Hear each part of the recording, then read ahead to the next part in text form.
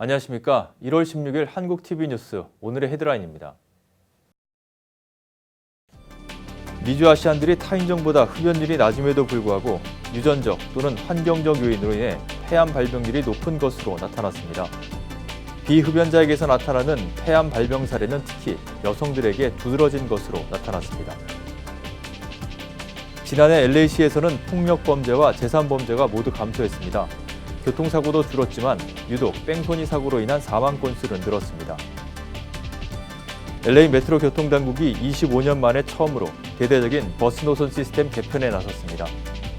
도널드 트럼프 대통령은 북한 문제에 있어 중국과 아주 긴밀히 협력할 것이라면서 김정은 북한 국무위원장이 시진핑 중국 국가주석을 대단히 존경한다고 말했습니다. 오는 4월에 치러지는 제21대 한국 총선의 재외선거 유권자 등록 마감일이 한 달 앞으로 다가온 가운데 LA 총영사관 관할 지역의 재외선거인 등록률은 1%에 불과한 것으로 드러났습니다. 4.15 총선이 3개월 앞으로 다가오면서 한국에서는 여야의 총선 경쟁이 본격화되고 있습니다. 여야는 국회의원 후보 공천을 위한 당내 논의를 가속화하는 가운데 민생과 경제 관련 공약을 앞다퉈 발표하고 정책 대결에 돌입했습니다. 한국에서는 지난해 지표상으로는 고용시장의 회복세가 뚜렷했지만 세부적으로 보면 60세 이상 취업자가 사상 최대로 늘어난 반면 40대 취업자는 28년 만에 최대로 감소하는 등 명암이 엇갈렸습니다. 시청자 여러분 안녕하십니까? 한인사회 이슈를 신속하고 정확하게 전해드리는 한국TV뉴스입니다. 아시안들이 타인종보다 흡연율이 낮음에도 불구하고 유전적 또는 환경적인 요인으로 인해서 폐암 발병률이 높은 것으로 나타났습니다. 비흡연자에게서 나타나는 폐암 질병 사례는 특히 여성들에게서 두드러진 것으로 나타나 조기 진단이 중요한 것으로 지적됐습니다. 이수연 기자가 보도합니다. LA 다운타운 인터콘티넨탈 호텔에서 15일 제약회사 아스트라제니카가 남가주 의학 전문가들을 초청해 미주 지역 아시안의 폐암 발병 사례 현황과 예방 치료에 대한 간담회를 개최했습니다. 이날 간담회에서 의학 전문가들이 공개한 통계 자료에 따르면 미주 지역 아시안의 흡연율은 타인종보다 10% 정도 낮지만 유전자 변이 혹은 환경적 요인으로 인한 폐암 발생 사례가 줄지 않고 있으며 특히 지난 10년간 비흡연자의 폐암 발병 사례가 특히 여성들에게 두드러지게 나타났습니다. First of all, the incidence of cigarette smoking among the Asian American community is the lowest of any group in the United States, less than 10%. Yet the incidence and mortality from lung cancer has not gone down. In fact, among women, it's actually gone up a little over the last decade or two, and that's because of this growing incidence of non-smoking related lung cancer. 폐암은 암세포 크기에 따라 소세포 폐암과 비소세포 폐암으로 분류되는데 비소세포 폐암은 폐암 발병 사례의 약 85%를 차지하는 가장 흔한 발병 형태로 아시안인들에게는 EGFR 유전자 돌연 변이로 인한 비소세포 폐암 발병률이 높은 것으로 집계됐습니다. 지난 2015년 발표된 미국 내 아시아 커뮤니티 10개를 중점으로 집계된 통계에 따르면 EGFR 유전자 변이로 인한 비소세포 폐암 발병률은 64%로 베트남계 미국인이 가장 높았으며 한인은 43%로 다른 민족보다는 비교적 낮은 수치지만 백인 등 타인종에 비하면 2배에 달하는 높은 수치입니다. Non-small cell lung cancer biomarker testing 하는 거는 pretty much standard. 다른 암들도 이제 많이 그 biomarker 테스트를 해요. 전이성 비소세포 폐암 환자의 5년 생존율은 약 23%로 악성 종양이 폐 밖으로 전이되지 않는 국소폐암의 생존율보다 약 3배가 낮아 조기 발견과 진단이 무엇보다 중요하다는 지적입니다. 하지만 전문가들은 한인을 비롯한 아시안들이 암 발병 소식을 드러내기 꺼려하고 언어 장벽 혹은 병원비 문제로 가족에게 부담을 지고 싶지 않아 하는 문제로 병원 방문을 기피하는 경향이 있어 말기가 돼서 암이 발견되는 경우가 많다고 지적했습니다. 사소하더라도 이상 증상이 있으면 즉시 병원을 찾아 진단을 받는 것이 매우 중요하다고 강조했습니다. 또 전문가들은 비소세포 폐암 진단을 명확하고 신속하게 내리기 위해서는 기존에 이용되고 있는 조직 검사나 피 검사보다는 단백질과 DNA 등을 전반적으로 검사하는 바이오마커 검사 기법을 통해 예방과 치료를 확대해야 한다고 권고했습니다. 한국TV 이수연입니다. 지난해 LA시에서는 폭력범죄와 재산범죄가 모두 두드러진 감소폭을 보였습니다.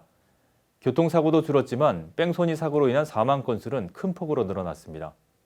안수빈 기자입니다. LA 시내 범죄율이 지난 2019년 한 해 급감했습니다. 15일 LA 경찰국 본부에서 열린 기자회견에서 마이클 무어 경찰국장과 에릭 가세티 시장은 지난 한 해 LA가 가장 안전한 시기를 보냈다고 밝혔습니다. 지난 2019년 한 해 살인과 강간, 그리고 강도 등에 해당한 중범죄는 전년에 비해 약 7% 감소한 것으로 나타났으며 폭력 범죄는 5.5% 줄었습니다. 특히 살인 사건은 2.7% 줄어 지난 10년 동안 300건 미만을 유지하며 1962년 이래 가장 낮은 수치를 기록했습니다. 갱범죄도 지난해에 비해 6.3%가 줄었습니다. 마이클 무어 LA 경찰국장은 지난해 초 LA시 곳곳에서 갱과 연루된 살인 사건이 급격히 늘어나 골머리를 앓았지만 청소년 갱범죄 퇴치에 앞장서는 비영리 단체인 그리드와의 파트너십을 통해 지난 한 해 갱범죄율을 감소시키는 성과를 이뤄냈다고 밝혔습니다. I'm proud of the work of our men and women, and I'm proud of the work in our partnerships with GRID and our communities, and all of the city government and city family to achieving these results. 재산범죄도 7.4% 줄었습니다. 지난 한 해 폭력범죄와 재산범죄 모두 줄었지만 뺑소니 사고로 인한 사망자가 상당폭 늘면서 경찰국이 당면한 가장 큰 문제거리로 지적됐습니다. 교통사고 건수는 전년에 비해 1.2%가 줄었고 뺑소니 혹은 DUI 사고 등 교통 관련 범죄 또한 10% 이상 감소했지만 음주나 약물 복용으로 인해 사상자가 발생한 대형 교통사고율은 30%가량 상승한 것으로 집계됐습니다. LAPD는 올해에는 음주 혹은 약물 복용으로 인한 교통사고를 줄이기 위해 안전운전 캠페인을 대대적으로 벌일 예정입니다. 에릭 가세티 LA 시장은 현재 LA 시내 전체적인 범죄율은 지속적인 감쇄를 보이며 가장 안전한 시기를 보내고 있지만 아직 개선점이 많다고 보고 커뮤니티와의 꾸준한 소통으로 LA 시내 범죄율을 더 줄이는 데 주력하겠다고 다짐했습니다. Of its ongoing work to diversify and connect with communities, of the risks that they put on the line every single day. And we know that that work is unfinished. We're happy to answer all questions, and we never try to sugarcoat the challenges that we still have, the mistakes that we make. 마이클 무어 경찰국장은 기술의 발전과 함께 급변하는 사회 트렌드에 맞춰 더욱 효율적이고 효과적인 업무 시간 분담을 위해 시스템 현대화를 추진할 방침이라고 전했습니다. 한국TV 안수빈입니다. LA 메트로 교통당국이 25년 만에 처음으로 대대적인 버스 노선 시스템 개편에 나섰습니다. 메트로 측은 현행 메트로버스 정류장을 대폭 줄이고 버스 운행 간격은 크게 늘리는 개선안을 추진합니다. 이 개편안이 시행되면 급감하는 메트로버스 이용객이 크게 늘어날 것으로 기대됩니다. 메트로 당국이 추진하는 개편안에 따르면 혼잡한 29개 주요 노선의 버스 정류장들에 버스가 매 10분 또는 그 이하로 도착할 수 있도록 배차를 조정하며 일부 노선에서는 빠르면 5분에 한 번씩 버스가 도착할 예정입니다. 대신 일부 노선에서는 정류장이 축소됩니다. 메트로는 오는 23일 이사회에서 초안을 검토한 뒤 전체 표결을 거쳐 개편안을 확정합니다. 오는 4월 치러지는 제21대 총선의 재외선거 유권자 등록 마감일이 한 달 앞으로 다가오면서 재외공관들이 막바지 유권자 등록 홍보에 열을 올리고 있습니다. 재외선거 유권자 등록은 다음 달 15일에 마감됩니다. LA 총영사관 관내에서는 지금까지 2,210명이 유권자 등록을 마쳤습니다. LA 지역 재외국민 유권자 수가 최대 20만 명에 달하는 것으로 추정되고 있어 등록률이 고작 1%대에 그치고 있습니다. 재외국민 선거에서 대선의 경우 70% 안팎의 높은 투표를 기록하지만 총선은 매번 30%대의 저조한 투표율에 그쳤습니다. 한인단체들은 이번 총선에서 투표율 50%를 넘기는 것을 목표로 캠페인을 벌이고 있습니다. 이번 총선의 재외선거 투표는 4월 1일부터 6일 사이에 치러집니다. 오늘의 지역 단신 전해드립니다. 미국과 중국이 15일에 서명한 1단계 무역 합의문은 미국이 대중 관세를 일부 완화하는 조건으로 미국산 제품의 수출을 늘리는 것이 골자입니다. 재선 행보를 본격화한 도널드 트럼프 대통령이 가장 주력한 부분은 농산물입니다. 트럼프 대통령을 지지하는 중서부 농업지대 표심부터 다지겠다는 포석으로 보입니다. 마크 리들리 토마스 LA 카운티 슈퍼바이저가 가주정부가 앞서 발표한 포괄적인 노숙자 위기 대응 전략들이 LA 카운티 전역에 빠른 시일 내에 시행될 수 있도록 틀을 강구하는 모션안을 카운티 슈퍼바이저 위원회에 제출했습니다. 이 모션은 LA 카운티 내 하우징과 쉘터 설립을 촉구하는 내용을 담고 있습니다. 또 개빈 뉴섬 주지사가 발표한 전략들을 보완해 쉘터와 하우징을 건축하는 데 필요한 토지와 시설 구축을 위해 내년 회계년도에 14억 달러를 추가로 투자하자는 방안도 제시하고 있습니다. LA 한인회가 설날을 맞아 내일 오전 9시부터 푸드뱅크 프로그램을 실시합니다. 한미은행에서는 쌀과 커피 믹스, 스낵류를 준비하며 농심과 청정원, 이마트의 협조로 라면 등 식품들을 준비해 선착순 500명에게 설 선물로 전달합니다. 현대자동차의 후원으로 떡국도 직접 끓여 준비합니다. 초대형 대학 입시 비리에 연루된 TV스타, 로리 러플린 등이 재판과 관련된 증거를 제출하지 않은 혐의로 추가 기소됐습니다. 공판을 맡은 연방검사는 러플린과 남편인 유명 디자이너 마시모 지아눌리가 두 딸의 부정 입학과 관련한 증거 자료 제출을 거부했으며 이에 따라 이들을 추가 기소한 것이라고 밝혔습니다. 다음은 전국 각 지역 단신입니다. 뉴욕 한인회 창립 60주년을 기념하는 뉴욕 한인회 밤과 제117주년 미주 한인회 날 기념 행사가 지난 13일 맨하탄 더 지그펠드 볼룸에서 뉴욕 한인회 역대 회장단과 한인사회 각계 인사 500여 명이 참석한 가운데 성대하게 열렸습니다.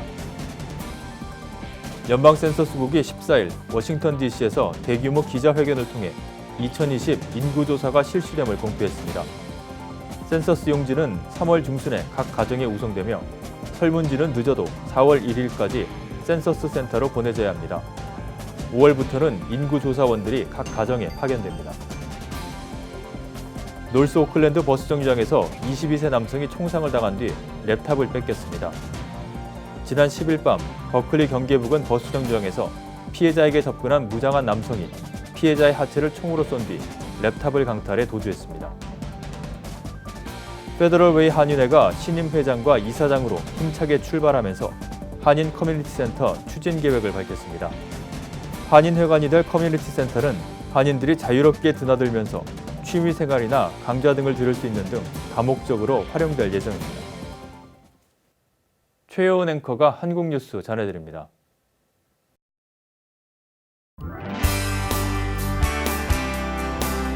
한국내 이슈들 만나보도록 하겠습니다. 먼저 첫 번째 뉴스입니다. 4.15 총선이 3개월 앞으로 다가오면서 여야의 총선 경쟁이 본격화하고 있습니다. 여야는 국회의원 후보 공천을 위한 당내 논의를 가속화하는 가운데 15일부터 민생 경제 관련 공약을 앞다퉈 발표하고 정책 대결에 돌입했습니다. 민주당은 공공 와이파이 구축을 1호 공약으로 발표했습니다. 2022년까지 버스터미널, 전통시장 등 전국에 공공 와이파이 5만 3천여 개를 구축해서 전 국민이 통신 비용을 걱정하지 않도록 하겠다는 게 그 요지입니다. 한때 모병제 도입 등 굵직한 공약을 검토했던 민주당이 생활 밀착형 정책을 첫 번째 공약을 선택한 것은 정치적 논란이 적고 실제 국민 생활에 도움이 될 수 있는 정책을 통해 총선에서 국민적 지지를 끌어내겠다는 취지로 풀이됩니다. 여기에는 연초까지 계속된 패스트트랙 정국에서 검찰개혁 드라이브를 강하게 걸면서 민생에는 관심이 없는 것 아니냐는 우려와 비판이 나올 수 있다는 점을 고려한 것으로 보입니다. 고위공직자 범죄수사처 폐지를 총선 공약으로 발표했던 한국당도 경제 공약을 발표했습니다. 문재인 정부의 슈퍼 예산 편성 등 적극적인 재정 정책에 제동을 거는 재정 건전성 강화, 노동 유연성을 높이기 위한 노동시장 개혁, 탈원전 정책 폐기 등이 포함됐습니다. 한국당은 공수처 폐지가 아닌 이날 발표한 공약이 실제 총선 1호 공약이라는 점도 강조했습니다. 다른 군소 야당의 총선 행보도 빨라지고 있습니다. 정의당은 무주택 세입자의 주거권을 9년간 보장하는 내용 등을 담은 부동산 정책을 총선 공약으로 발표했습니다. 대한신당은 이른바 소통합 논의를 진행 중입니다. 소통합은 바른미래당과 민주평화당 등 호남 연고가 있는 정당과 총선 전에 통합하자는 것이지만 당별 입장차로 속도는 나지 않고 있는 상태입니다. 도널드 트럼프 미국 대통령은 15일 북한 문제에 있어 중국과 아주 긴밀히 협력할 것이라면서 김정은 북한 국무위원장이 시진핑 중국 국가주석을 대단히 존경한다고 말했습니다. 북미 관계가 교착을 벗어나지 못하는 상황에서 시 주석을 매개로 북한의 협상 복귀를 도모하겠다는 뜻으로 보입니다. 중국과의 대북 협력을 언급하면서 체스 게임을 거듭 거론해 수싸움의 치열함을 우회적으로 드러내기도 했습니다. 트럼프 대통령은 이날 미중 1단계 무역 합의 서명식이 끝난 후 중국 대표단과의 오찬에서 시 주석이 무역 합의 이외의 부문에서도 아주 잘해주고 있다면서 미중은 북한에 대해 매우 긴밀히 협력할 것이라고 말했습니다. 이어 이건 세계 수준의 체스 경기나 포커 경기 같다며 우리나라들의 이익을 위해 협력할 것이지만 또한 아주 중요하게 세계 이익을 위해 협력할 것이라고 강조했습니다. 중국이 유엔 차원에서 대북 제재 완화를 추진하면서 제재 공조를 강조하는 미국과 대립각을 세우고는 있으나 시 주석이 실질적으로 북한을 움직일 수 있는 지렛대 역할을 할 수 있다는 현실적 판단에 따른 것으로 풀이됩니다. 트럼프 대통령이 중국과의 대북 협력을 거론한 뒤 곧바로 체스 게임이나 포커 게임 같다고 연달아 언급한 것은 중국으로부터 대북 대응에 있어 협조를 얻어내면서도 무역 협상에 있어 최대한의 성과를 뽑아내야 하는 치열한 수싸움의 상황을 비유한 것 아니냐는 해석이 나옵니다. 지난해 한국의 고용률이 22년 만에 최고를 기록하고 취업자가 30만 명 증가하는 등 지표상으로는 고용시장의 회복세가 뚜렷했습니다. 하지만 세부적으로 보면 60세 이상 취업자가 사상 최대로 늘어난 반면 40대 취업자는 28년 만에 최대로 감소하는 등 명암이 엇갈렸습니다. 한국통계청에 따르면 지난해 15세 이상 고용률은 60.9%로 1997년 이후 22년 만에 최고치를 기록했습니다. 이는 정부의 재정 일자리에 힘입어 취업자 증가폭이 30만 1천 명으로 30만 명대를 회복한 덕택입니다. 하지만 지난해 늘어난 60세 이상 취업자가 37만 7천 명에 달합니다. 이 증가폭은 관련 통계를 작성한 1965년 이래 최대입니다. 반면 40대 취업자는 16만 2천 명, 30대는 5만 3천 명 각각 감소했습니다. 40대 취업자 감소폭은 1991년 이후 가장 컸습니다. 작년 고용 상황에 대해서는 정부 재정 일자리 정책으로 양적 개선은 있었지만 질적 개선은 미흡하다는 게 중론입니다. 성태윤 연세대 경제학부 교수는 작년 연간 취업자 증가폭이 30만 명대를 기록했지만 60대 이상 고령 연령층에 정부 재정을 투입해서 단기 일자리로 숫자가 늘어난 것이라며 30, 40대 취업자 수와 양질의 일자리인 제조업 일자리는 줄어들었다고 지적했습니다. 네, 오늘 저희가 준비한 소식은 여기까지입니다. 오늘의 증권과 날씨 그리고 항공기 출도착 정보 알려드립니다.